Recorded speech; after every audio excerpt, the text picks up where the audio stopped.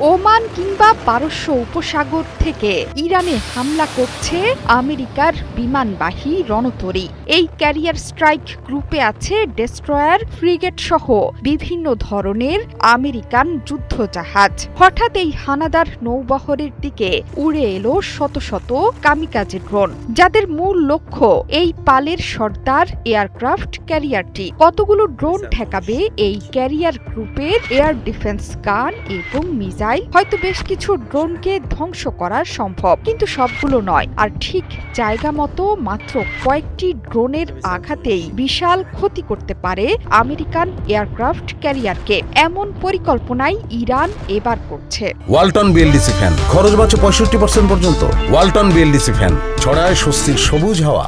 নিজেদের ভান্ডারে হাজার হাজার আত্মঘাতী ড্রোন মজুদ করেছে ইরান। এক কথায় বলা যায়, আত্মঘাতী ড্রোনের জনকই ইরানের ইসলামী বিপ্লবী গার্ড। তাদের ড্রোনের মডেল নকল করে আমেরিকা পর্যন্ত তৈরি করছে কামিকাজে ড্রোন। সেই ইরান যখন নিজেই আক্রান্ত হওয়ার ভয়ে, তখন এসব ড্রোন যে আইআরজিসি ব্যবহার করবে তা নিশ্চিত।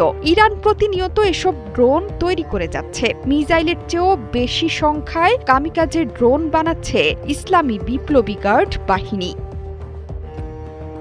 ইরানের কামিকাজে ড্রোন ভান্ডারে সবচেয়ে বেশি সংখ্যায় আছে শাহেদ 131 এবং 136।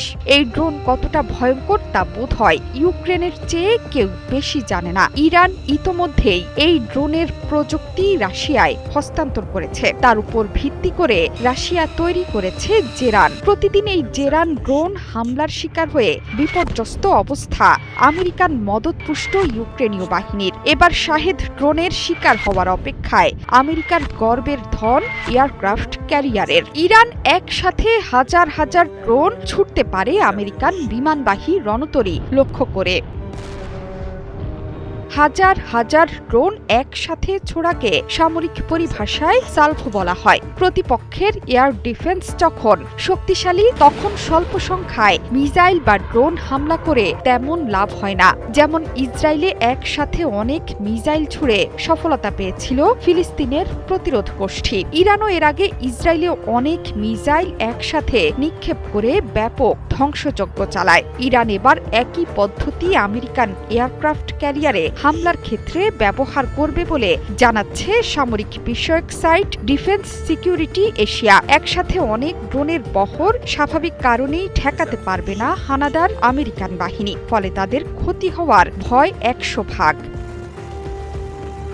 এই মুহূর্তে মধ্যপ্রাচ্যে অবস্থান করছে ইউএসএস আব্রাহাম লিঙ্কন। আসার কথা আছে আরেক ক্যারিয়ার ইউএসএস রুজভেল্টের। এদের প্রত্যেকটির দাম কয়েক বিলিয়ন ডলার করে। কোনোভাবে ইরান যদি এসব বিমানবাহী রণতরী ডুবিয়ে দেয় কিংবা বিশাল ক্ষতি করতে সমর্থ হয়, তবে তা হবে আয়াতুল্লাহ খামেনির বাহিনীর জন্য বড় জয়।